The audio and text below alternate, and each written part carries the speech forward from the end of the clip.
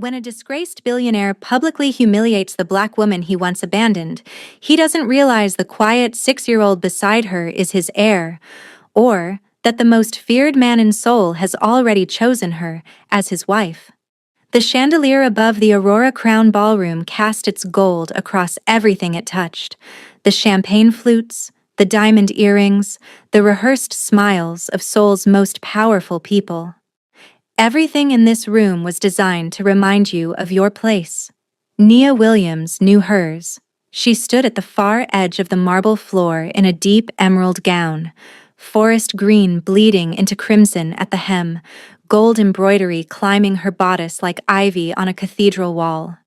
The dress was not borrowed. It was not rented. She had chosen every thread of it with the same quiet intention she brought to everything she built after the night someone tried to destroy her. Her back was straight. Her chin was level. Her hands did not shake, but her jaw was tight, because he was already looking at her. Min-soo Park hadn't changed. That was the cruelest thing about men like him. They never had to. He still wore money like a second skin, still tilted his head at that particular angle that said, "I already know how this ends." He was surrounded by 3 socialites who laughed before he finished his sentences. When his eyes found Nia across the ballroom, that laugh didn't stop. It sharpened. He crossed the room slowly, deliberately. He wanted an audience, and the audience obliged. Conversations dropped, glasses paused mid-sip, eyes slid sideways without heads turning. "Nia." He said her name the way someone identifies an insect. "I almost didn't recognize you. The dress is—" He tilted his head. His companion covered a smile. "Brave." The word landed the way he intended it to. Brave. Not beautiful. Not elegant. Brave. As in, it takes a certain audacity to show up somewhere you don't belong. "The last time I saw you in a uniform," he continued, his voice low enough to feel intimate, loud enough to carry, "you were mopping the east corridor of my family estate. 3rd floor. You used to hum while you worked. Do you remember that?" Nia said nothing. "You're here because of that nonprofit, yes? The one for housekeepers?" He smiled at his companion. "Domestic workers. Very noble." Back to Nia. "Tell me, does running a charity for maids feel full circle, given your history?" The room did not gasp. The room breathed. "There is a difference." A gasp would have broken the moment. Instead, the silence became a container, and every person in it leaned in. Nia looked at him. 6 years. 6 years since the night he had her escorted from the property with 1 month's severance in an envelope and nothing else. Not a coat, not an explanation, not even the dignity of a raised voice. He had done it quietly, the way powerful people dispose of inconveniences. She had stood in the snow outside the service entrance with her single bag and a secret she hadn't yet found words for, and she had made herself a promise. "You will not be cold forever." "Min-soo," she said at last, her voice measured and unhurried. "The dress cost more than your last watch." She let that breathe. "And the nonprofit has placed 912 women in legal employment contracts across 3 countries. You can Google the rest." A flicker crossed his face. Not shame. Men like him did not do shame in public. Something closer to recalculation. He opened his mouth. The ballroom doors opened first. Not a knock. Not an announcement. Both doors, simultaneously, swung inward with the kind of authority that doesn't need to announce itself. The music didn't stop. But the musicians faltered, a half-beat of hesitation that anyone paying attention would notice. Everyone was paying attention. A small hand appeared first. 5 fingers curled around one large one, a navy blue sleeve ending at a small wrist, a boy in a perfectly fitted suit who walked with the gravity of someone 3 times his age, 6 years old perhaps. Dark eyes scanning the room with calm assessment. A face that Min-soo Park's breath audibly caught. Because that face, that jaw, those eyes, that particular angle of the brow, behind the boy, a man in black, not a tuxedo. not the performative formal wear of the other men in this room. A fitted black suit with no tie, collar open at the throat revealing the edge of something inked at his collarbone. He was not the tallest man in the room, but he made every other man look temporary. His face was still, not blank. Still, the way deep water is still.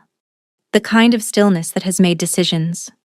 Ryujin Kang moved through the crowd without touching anyone. The crowd moved for him, unconsciously, the way crowds have always moved for things they instinctively understand to be immovable. He did not look at Minsu Park. He looked only at Nia. He walked directly to her, reached her in 7 steps, and without a word, lifted the black coat from his arm and placed it around her shoulders. The gesture was not rushed. It was not theatrical. It was the gesture of a man returning something that belonged to him, or rather, recognizing something that had always belonged to itself, and simply choosing to stand beside it. Then he looked up, at the room, at the man still standing 3 feet away with a champagne flute loose in his fingers and a color draining from his face that all the money and soul could not restore. "Why?" Ryujin said, quiet, precise, carrying the way a single note carries in a concert hall. "Is my wife being entertained without me?" The word wife did not echo. It didn't need to. It simply remained in the air, solid and irrefutable, while the entire Aurora Crown Ballroom held its breath, and Nia Williams, who had rebuilt herself from a snowstorm, who had never once asked to be rescued, felt the ground shift beneath 6 years of carefully constructed certainty. The boy looked up at her. His small hand tightened in Ryujin's. Minsu Park looked at the child. And for the first time in his life, the most powerful word in the room wasn't money. It wasn't family. It wasn't legacy. It was a 6-year-old boy's face, wearing his features like an inheritance he had thrown away. What happens when the man who abandoned you in the cold discovers the empire that rose in his absence and the iron wall that was built around everything he surrendered? Nia didn't come to this ballroom for revenge. She came because she had earned her seat. But the night was only beginning. Continue watching, because what Ryujin knows, what Minsu is about to lose, and what Nia is only now beginning to understand will change everything you thought you knew about power, protection, and the difference between being saved and being chosen. He did not rush. That was the first thing Nia noticed. The absolute absence of urgency in the way Ryujin Kang moved through the ballroom. Every other man who had ever tried to assert himself in a room like this had done it with volume, with speed, with the restless energy of someone performing confidence they weren't entirely sure they possessed. Ryujin walked the way tides moved, slowly, inevitably, and with the quiet understanding that the shore had no real say in the matter. He guided her with a hand at the small of her back, not gripping, not steering, present. The boy walked on her other side, his small fingers still wrapped in hers, and Nia registered distantly that she had taken his hand without deciding to. The way you reach for something solid when the ground moves. Minsu had not spoken again. He stood where she had left him, champagne flute still suspended at a useless angle, his face cycling through calculations she could almost read. Coincidence, rival, performance, threat. His gaze kept returning to the boy, kept sliding away, kept returning. Ryujin stopped once. He turned his head. Not his body, just his head, and looked at Minsu with the unhurried attention of a man reviewing something he already owns. "Mr. Park." His voice was conversational, pleasantly so. "I've been meaning to speak with you about your Q3 board position." He didn't wait for a response. He turned back and continued walking. His assistant, a lean man in a charcoal suit who had materialized at the edge of the room, moved to the main AV console with the efficiency of someone who had done this before, in other ballrooms, in other cities, on other nights when his employer had decided that a particular truth needed light. The projector above the east wall flickered to life, numbers first. Transfer records, corporate acquisition filings, legal restructuring documents bearing the stamp of 3 separate holding companies, each of which, if you trace the architecture far enough back, led to the same signature. The same name, Ryu Jin Kong. 42% controlling interest, effective 14 months ago. The ballroom absorbed this the way expensive rooms absorb scandals, quietly, with perfect posture, while every mind in it detonated privately.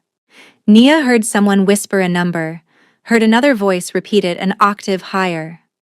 Min-soo Park's name rippled through the crowd in hushed fragments, and for the first time tonight, it did not carry the weight it usually did. Ryu Jin did not look at the screen. He already knew what was on it. Min-soo tried to take a breath, but his lungs refused. He looked at the massive projector screen detailing his total financial ruin. Then his eyes snapped back to the 6-year-old boy in the navy suit, the son he had thrown into the freezing snow 6 years ago. The heir he had discarded, now standing completely untouchable behind a wall of lethal power. His legs simply stopped working. It wasn't a choice. It was the total physical collapse of a man who realized he had just lost his empire, his legacy, and his future in the exact same 60 seconds. Min-soo Park hit the marble floor. Hard. He dropped straight to his knees in the dead center of the Aurora Crown Ballroom. The crystal champagne flute slipped from his numb fingers, shattering violently across the polished stone. The gasp the room had been holding back finally broke. Min-soo looked up at Nia. The arrogant mask he had worn his entire life was completely gone, leaving only naked, pathetic panic. He was no longer the billionaire in the bespoke tuxedo. He was a broken man begging at the feet of the woman he once called a maid. "Nia," he choked out, his voice cracking, thick with tears in front of Seoul's elite. "Please, the boy. My company. Nia, please." Ryu Jin didn't even blink. He looked down at the sobbing, broken billionaire kneeling at his wife's feet, with the cold detachment of a man observing trash on the sidewalk. "I dislike public disrespect," he said to no one in particular, to everyone present, to Min-soo Park specifically. The sentence required no decoration. He placed it in the room like a stone placed on a table, solid, without ceremony. And then he walked Nia through the ballroom doors and into the corridor beyond, and the doors swung closed behind them, and the night outside was quiet and cold and full of stars. She didn't speak in the elevator. He didn't try to fill the silence. The penthouse was on the 43rd floor, and the ride took 47 seconds. And in those 47 seconds, Nia stood with her arms crossed and her eyes fixed on the middle distance and her mind doing something she rarely allowed it to do, reaching backward.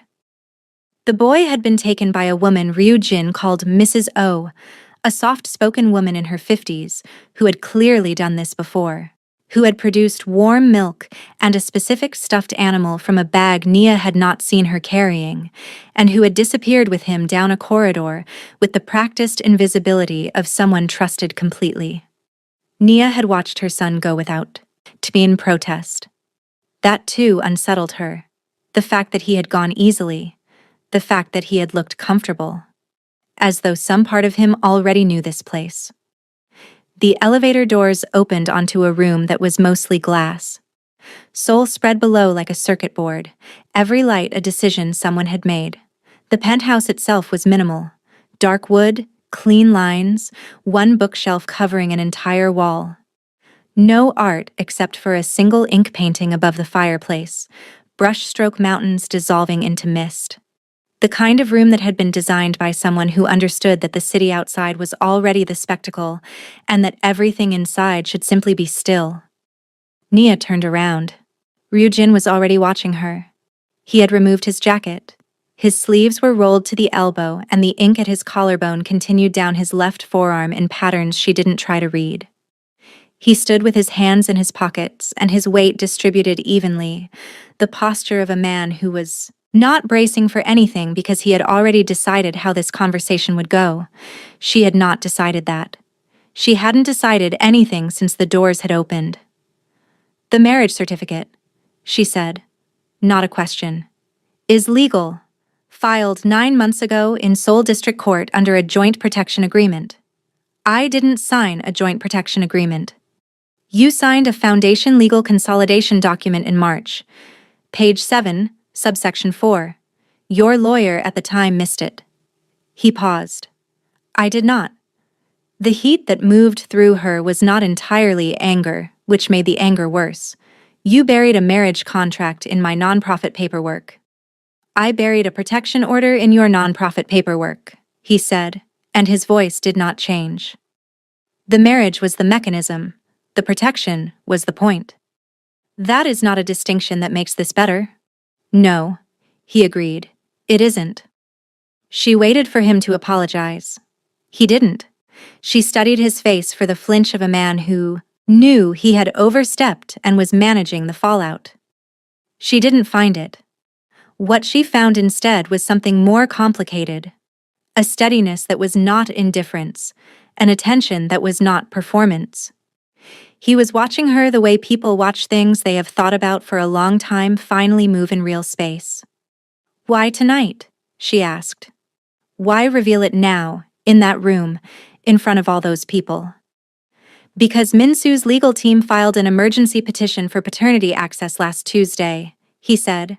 They intended to serve you at the gala, public location, press presence, maximum humiliation, minimum ability to refuse without spectacle. I moved first. The room was very quiet. He knew, she said. His mother has known for 2 years. She hired investigators 18 months after you left.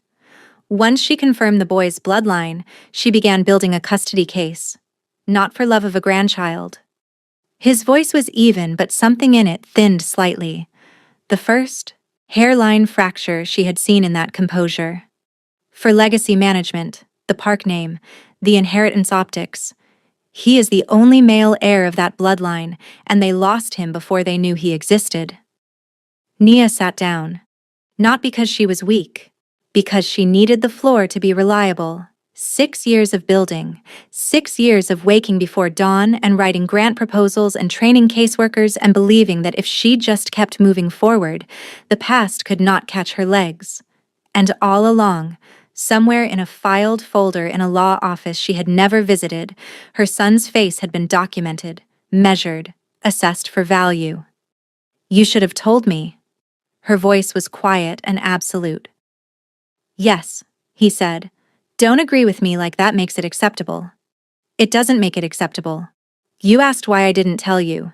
The answer is that your foundation's early donor network had 2 compromised members with Park family ties. Any communication that reached them would have reached her. Made a calculation. You made a calculation about my life. I made a calculation to protect your son's life. The fracture in his voice sealed itself. You can be angry at the method. You are right to be. But I will not apologize for the outcome. She stood. The coat he had placed on her shoulders fell to the chair behind her, and she let it. I built everything I have from nothing. From one bag in the snow and a secret I was terrified of, and a number for a women's shelter I almost called 4 times. I did not survive that night so that someone else could manage my future without consulting me. I am not a variable in someone else's equation. The words were not loud. They were the words of someone who had rehearsed them in some form for years without knowing what audience they were waiting for. Ryujin did not move. His expression did not perform sympathy. He looked at her the way people look at something they recognize, not because it is familiar, but because it is true. I know, he said. Don't. I know because I have watched you for 6 years, and in 6 years you have not once waited to be rescued. You did not call the shelter. You found a legal aid clinic by yourself. You secured the first grant by yourself. You hired your first caseworker, trained her, lost her to a better-funded organization, and hired 2 more. You built 912 employment contracts, and you did it without asking anyone to believe in you first. He paused. I did not interfere with any of that. I removed obstacles. There is a difference. She stared at him. 3 of your early grant applications were rejected by foundations that had received quiet communication suggesting your organization was financially unstable.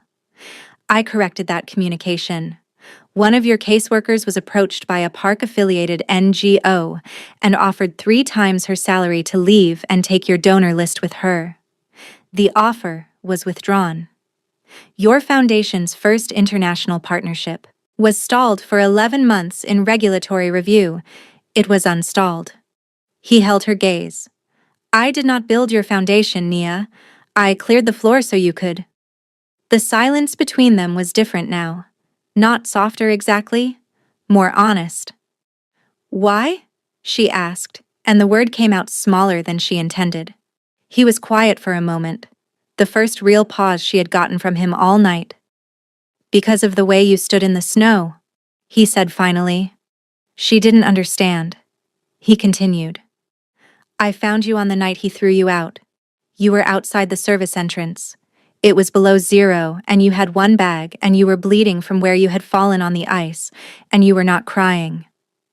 He said this plainly, without weight, as though reporting something he had memorized a long time ago. You were standing completely still with your eyes closed, and I thought you had lost consciousness standing up. But then I watched you breathe. 1 breath, deliberately, all the way in, all the way out, and open your eyes, and pick up your bag, and start walking. She remembered that breath. She had not known anyone was watching. I had a car bring you to a private clinic. I paid for everything under a corporate account and left before you woke. I didn't intend anything past that night. A pause. But I checked on the clinic discharge, then on the address you gave them, then on the name of the organization you registered 4 months later.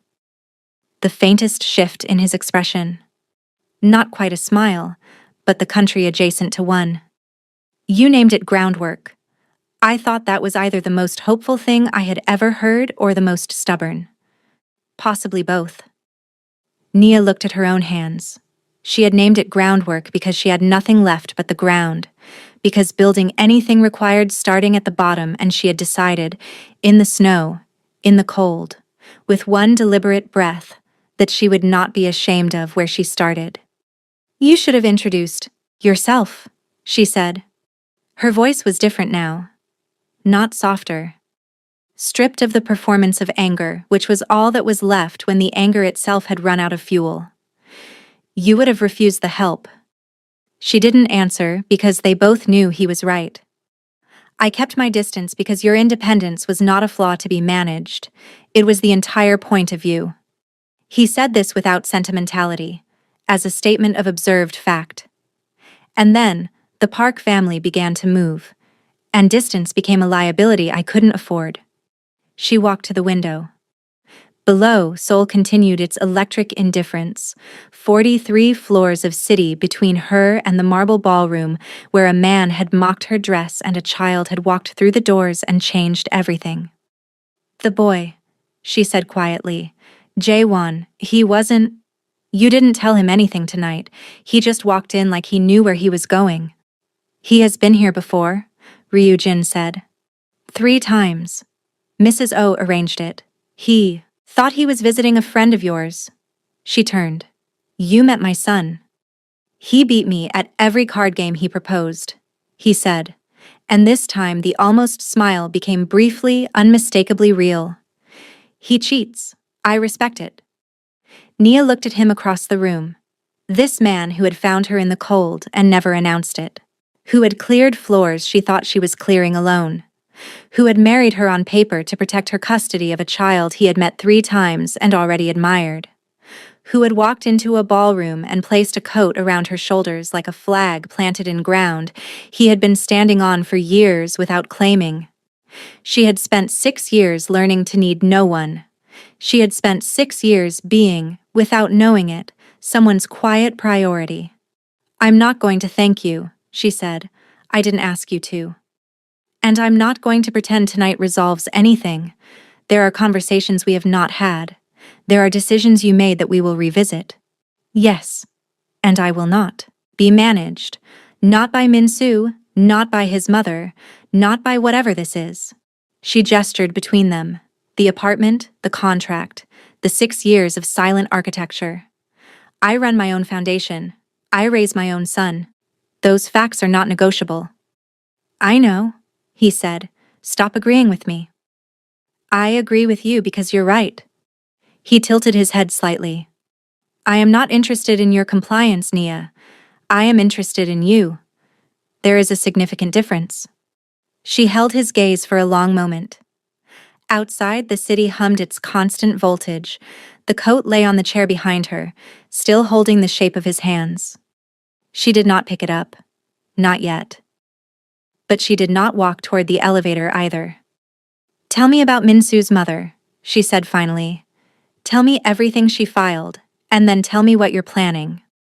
Ryujin moved to the bookshelf, pulled out a folder and set it on the low table between them without triumph, without theater, with the simple efficiency of a man who had been waiting a long time to finally be in the same room as his equal. Everything, he said, from the beginning. And for the first time since the ballroom doors had opened, Nia Williams sat down not because the ground was moving, but because she had chosen to. The petition was 12 pages long. Nia read every word of it sitting at Ryujin's kitchen table at 2 a.m. with a cup of tea she had made herself because she needed something to do with her hands. The legal language was clean and bloodless, the way all instruments of cruelty are clean and bloodless when they are expensive enough. It alleged financial instability. It questioned the suitability of a single mother running a high-demand nonprofit as a primary caregiver.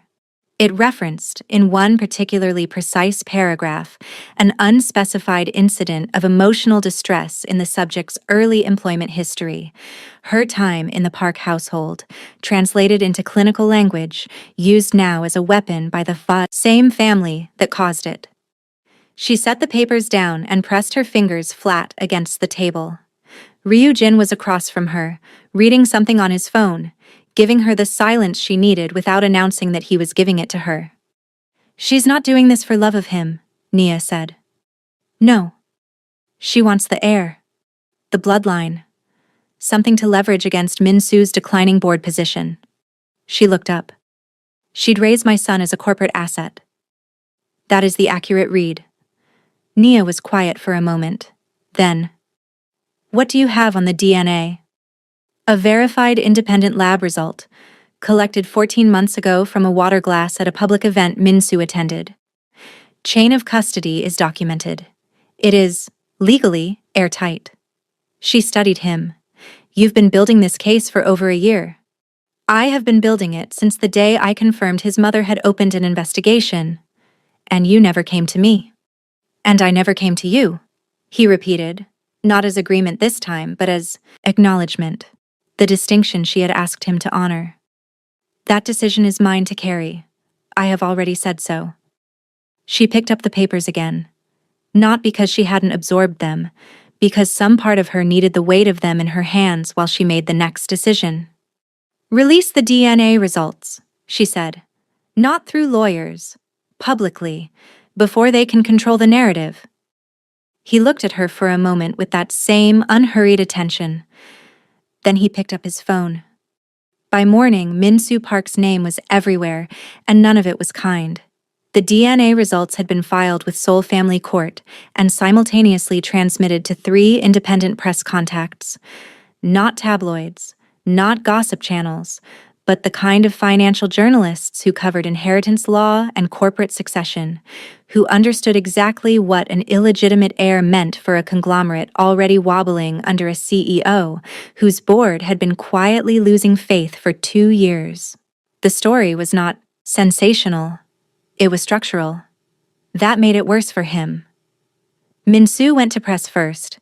He called it a fabrication, a scheme. He used the word manipulation 3 times in 4 sentences, and every time he used it, the journalists who had already seen the documentation noted that he had not once used the word false. His mother said nothing publicly. That silence was its own kind of answer. By mid-morning, 2 board members had requested an emergency shareholders meeting. By afternoon, 3 more had joined the request. The meeting was scheduled for 48 hours out, And Min-soo Park spent those 48 hours doing what men like him do when the architecture of their life begins to crack.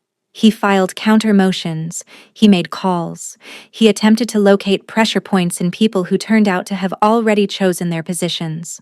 One of those people was a senior family court judge named Han Soo-yeon.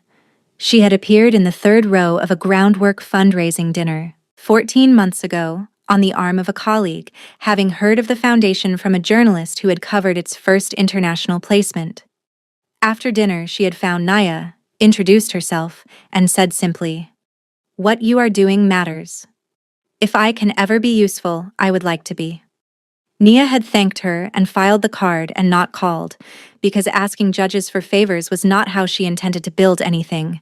She had not needed to call.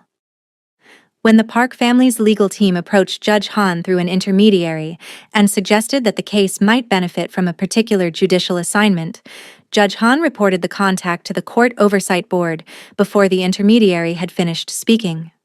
Within 12 hours, the story of an attempted corruption approach in a high-profile custody case had added a new dimension to an already burning news cycle, and Min-soo Park's legal team issued a statement clarifying that the contact had been made without authorization in a sentence that convinced no one and satisfied no one and accelerated everything. Nia heard about Judge Han's report from Ryu-jin, who heard about it the moment it was filed. She sat with it for a long time before she said anything. "I didn't ask her for that." "No," Ryu-jin said. "You didn't." "I didn't even know she was still following the foundation's work." 912 women, he said. People remember the things that changed their understanding of what was possible. She looked out the window at the city and thought about all the things you build without knowing who is watching. The grant proposals you write at midnight. The caseworker you train over 3 weeks and lose to a better salary and train again. The woman you place in her first legal employment contract who cries in your office and says, "No one has ever helped me like this," and you tell her, "That's exactly why we exist. You build it because it is necessary. You do not build it to be remembered." And then, sometimes, the memory returns to you precisely when you need it.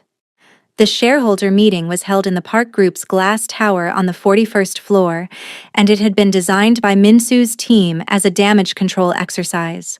A controlled room, familiar faces, the comfortable machinery of institutional loyalty. He arrived early. He sat at the head of the table. He arranged his materials with the focused calm of a man rehearsing confidence. Ryu-jin arrived 7 minutes late. He did not apologize for this. He sat in the chair that had been placed, somewhat optimistically, in the observer section, and he set nothing on the table, and he did not open a laptop or consult notes, because everything he needed, he already knew. The meeting opened. The chair moved through procedure. 2 board members raised the question of leadership confidence.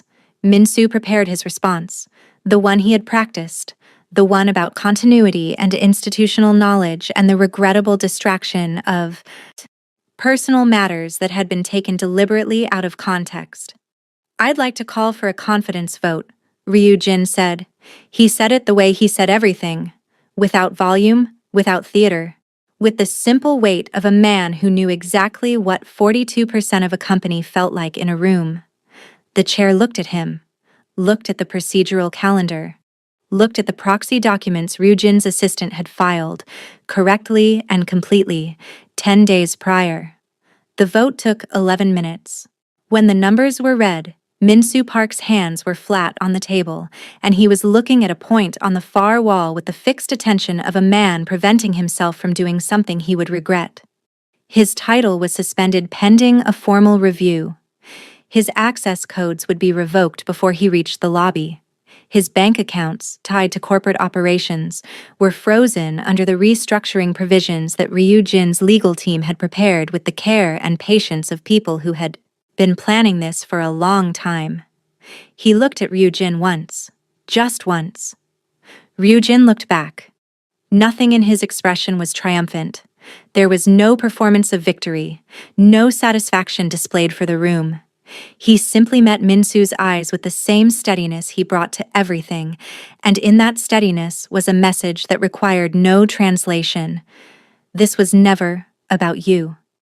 This was always about her. Minsu Park looked away first. She was waiting in the lobby when Ryu Jin came down. She had not been invited to the meeting. She had not asked to attend. She had dropped Jaewon with Mrs. O that morning and driven herself to the tower and sat in the lobby with the coffee she didn't drink and the folder of documents she had read so many times the creases had gone soft, and she had waited because some things you need to witness even from a distance. When the elevator doors opened and he walked out, she read the answer in his posture before he said a word. The quiet evenness of a completed task. The particular stillness of someone who has spent a long time moving towards something and has arrived. He stopped when he saw her. Something moved behind his eyes.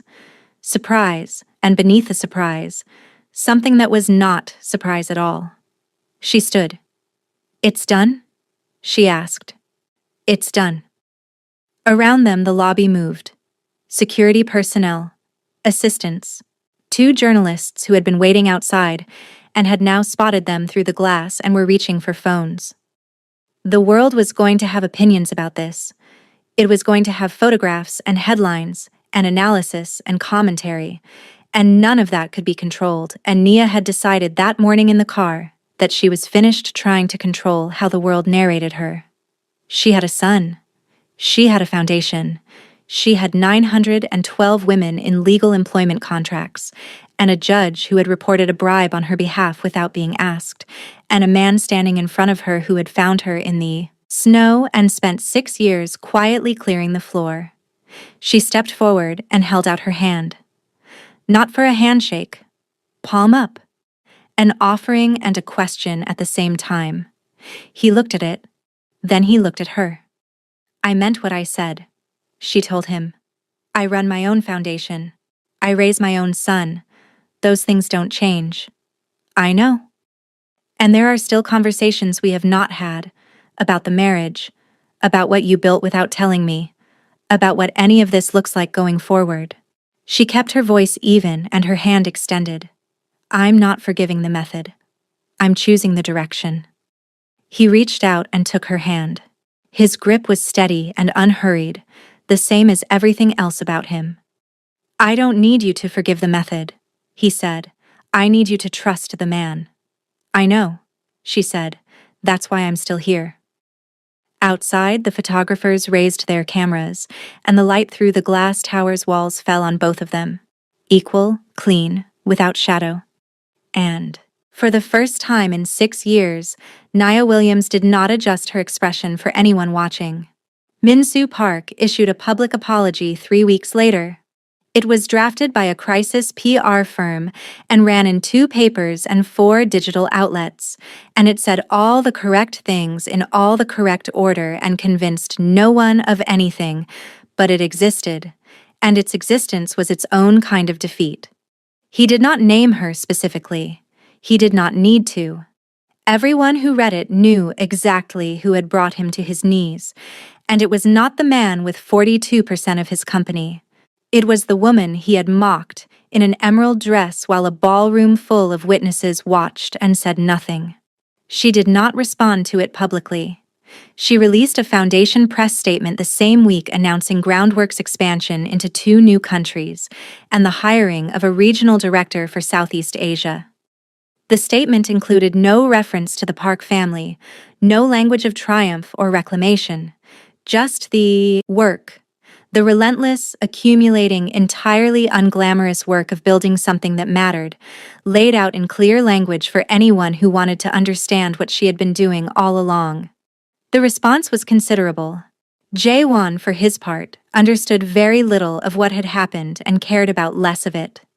He understood that the tall man with the ink on his arm made very good ramyeon at odd hours of the night and lost at every card game with suspicious consistency. He understood that his mother laughed differently in this apartment than she laughed in their own, lighter, less guarded, the laugh of someone who had set something heavy down. He understood that when he asked one afternoon whether the man was going to live with them, His mother looked out the window for a moment before she answered, and when she turned back, there was something in her face that he did not have a word for yet, but that felt, even to a 6-year-old, like something being decided. "We're figuring it out," she told him. He accepted this with the philosophical calm of a child who cheats at cards and knows everything comes out right eventually. That night, after Jaewon was asleep, Nia stood at the penthouse window with the city spread below her, and Ryujin stood beside her, and neither of them felt the need to speak. They had said what needed saying. They were still in the middle of it, the trust still being built, the wound still being understood, the architecture of something real still being laid out brick by deliberate brick. But she was not afraid of middle things anymore. She had learned, in the snow, in the cold, with one breath taken deliberately all the way in and all the way out, that the middle of a thing is exactly where the work happens, and she had never been afraid of work. They once threw her into the cold. Now the world warmed at her side. If Nia's story moved something in you, if you've ever had to rebuild from a moment someone else created, or if you've ever stood in a room where you knew you belonged even when the room hadn't caught up yet, then you already understand what this story is really about. It's not about revenge. It's not about the man who knelt. It's about the breath you take in the snow when no one is watching. The foundation you name groundwork because all you have left is the ground. The quiet, relentless choice to keep walking when every reason to stop feels easier. Hit the like button if Nia deserved every moment of that ballroom. Drop a comment and tell me, which scene hit you the hardest? And if you're new here, subscribe, because this channel is built for people who love stories where the strength was there all along. More is coming. Don't miss it.